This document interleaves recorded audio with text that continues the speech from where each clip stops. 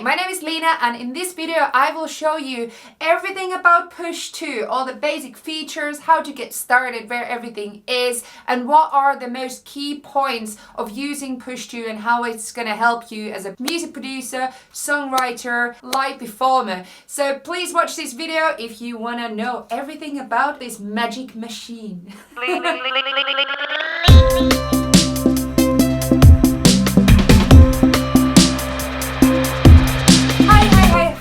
And welcome to LENGHT Does Audio Stuff. So in this week's episode I will be talking about my lover Push 2, Ableton Push 2, all its capabilities for songwriting, for production and for live performance, and especially workflow, because it will help you creatively a lot. I promise you. So if you're wondering, Lena, where is the 4th episode of How to Become a Music Producer series about recording? That will come out next Sunday. If you do want to make sure that you get notified about it, then please subscribe to this channel now and also hit the bell icon so you will be notified when the next episodes will come out as well. But today everything is about Push, so let's get into it. Okay, so what we will be starting with is an overview of Push 2 and its qualities. What are all these buttons? What do they do? So what does the interface basically look like? First, we have the screen.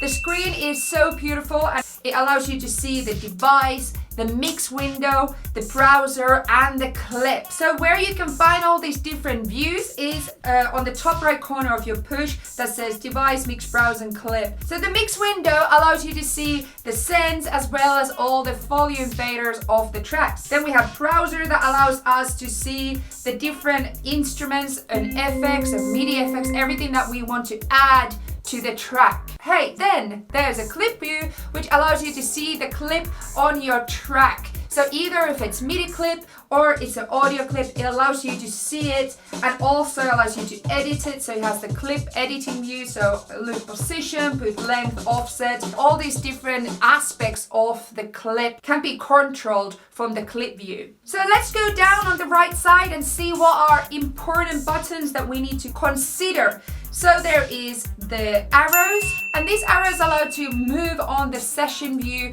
with Push 2. So the session view of Ableton Live can be seen on Push 2 the same way that we see on our own computer, and we can move up and down on that screen with these arrows. Under there we have repeat and accent. So repeat, of course, when you press that down, you have these measurements that get highlighted. It activates all these measurements next to it. So let's say example 8th beat, I have a synth here, I press one of the notes. Either if it's drums or if it's a synth or whatever, it allows me to repeat these notes. Accent, if you activate the accent, it takes the velocity control off from the notes so that we can hear the full, pure, strong sound of the sample. So if something, example, is a bit quiet and you activate the accent, it allows you to hear the sounds a bit more clearer. After that we have scale, and the scale is something that's really important because we have this beautiful 64 pad view on Push 2. It allows us to select the scale of the Push 2 screen. Knobs on the top, I go and choose D major, there we go. I can also from here select the different layout. So this means with the layout being example in the 4th and D major, now when I press anything in the Push 2, like randomly example, it's in D major. So what is that good for is the fact that if you do not know music theory, you can still play along with people in D major without knowing that you actually play in a D major. But if you're a more experienced person who knows a lot about scales, it gives you the element of surprise, more interactivity without thinking the scales all the time. So it gives you a break, to be honest, sometimes. We can go to chromatic view. So from here, it allows us to play the scale in D major now, but with all the chromatic steps of the scale. Ta-da! So it allows us to play it the same way that we would play with piano. Let's talk about the scale. So that's something that can confuse a lot of people who are just starting up with Push 2. We have these colorful buttons and then we have white buttons. So if we go to the scale view from the right corner there, we can see the layout. So we have 3 different ways to see the scale as a layout. We have fourths, thirds, and sequence. So personally, I like working in fourths or thirds. So what that means, I have many of the same scales going parallel to each other. So if I press one of the colorful buttons, now it's in D major, all the colorful buttons will be D. So when I press one of the Ds, you can see that another button turns to green. That is the same button that I'm pressing right now. So it's the same note. What I can see that when I'm in the fourths, there's 2 of the same scales going parallel to each other. Thirds go in shorter sections parallel to each other up in the scale, because sequence goes octave by octave up on the scale. So that goes octave by octave higher. So that allows me to do one chord with one hand. So I can basically play 2 chords, example, same time in different octaves. Or the same octave if I want to. So on the layout next to it, there's 3 different layouts that you can give you. So we have the normal 64 pad view, which is automatic with any type of virtual instruments. Example, synthesizers. We press that once, we come to melodic sequencer, which allows us to add melodic structures as a step sequence away our instruments. The third one with these instruments is another type of step sequencer.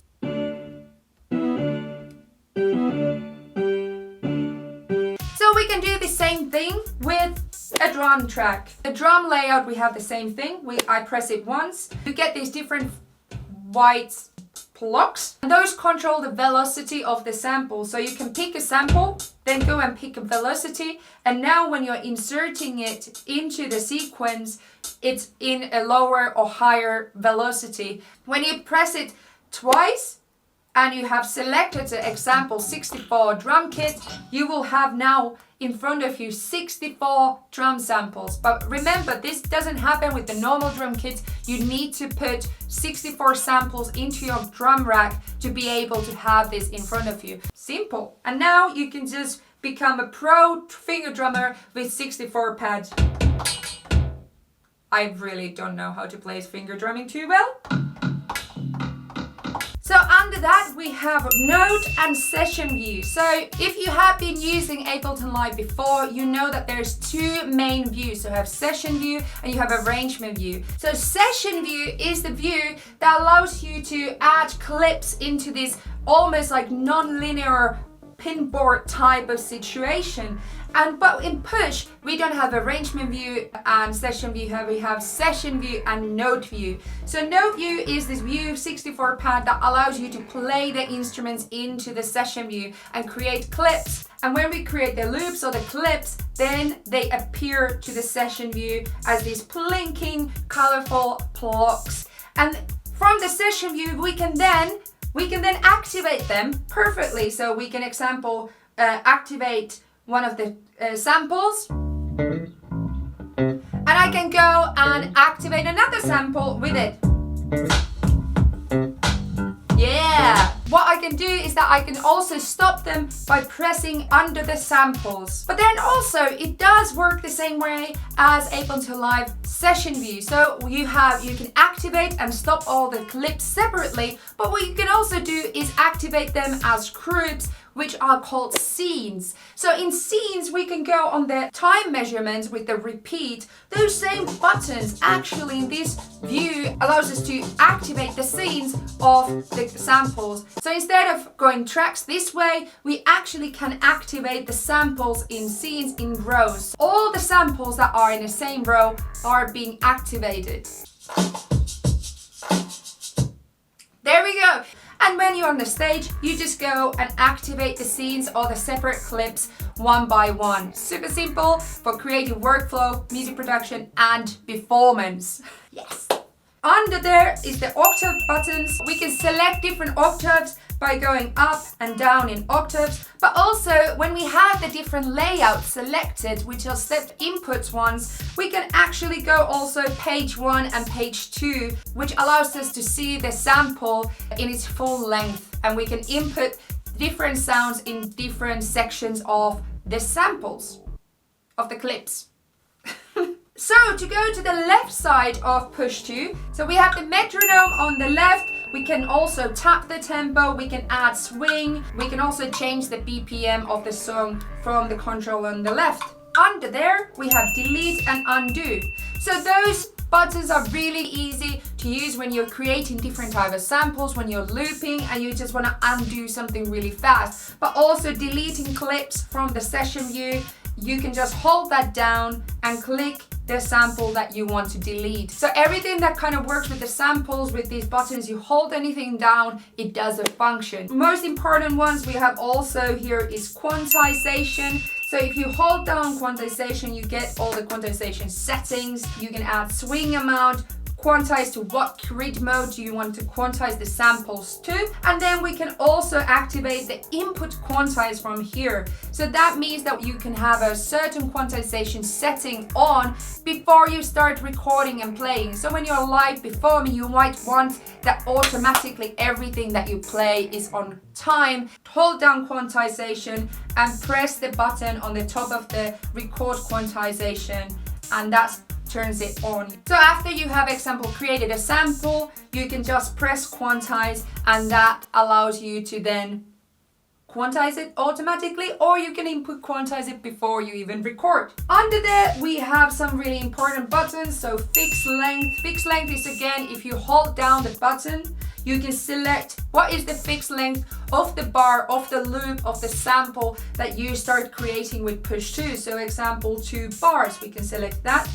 And we can also select fixed length on or off just by clicking it once or twice, or when we are holding down from the menu on the top. This is very important when you are looping, when you're performing or you're creating, but otherwise when you press record, it will just create an endless loop and it will not stop automatically. So this allows you to stop automatically after 2 bars and start looping the 2 bars. Yeah. Under there we have automation button. If it's activated, it turns red. If it's not activated, it's just light. From the touch strip, we can automate, example, pitch shifting. So when I'm recording that, I can automate it by activating automation button. And so when I press any kind of button and I slide my finger on it in the strip, it will pitch shift the sound. So now we're getting to the most important buttons: record and play. When you press it, it turns green and it will play any activated clips that are already selected, or it will keep on playing the loop that you have created. On the top of that, the circle, that is the record button, and circle also represents a loop. As soon as I press loop, it will create a 2-bar sample because the fixed length is on, and it will start looping that 2 bars over and over and over. When the recording button is on, anything I press in the Push 2 will now record into a loop. Okay, so let's get into creating an instrument. There is 2 buttons that are really important when you're creating music: add device and adding a track. When you add a device, it will add or replace an instrument or an effect to a track that you have already selected. Add track will add a new track into your session, and you can select what do you want to add to it, like a new instrument or an effect. Scroll down on the list and we will select an instrument. When you roll on the top of the instruments, it will also preview it for you so you can hear what you want to add.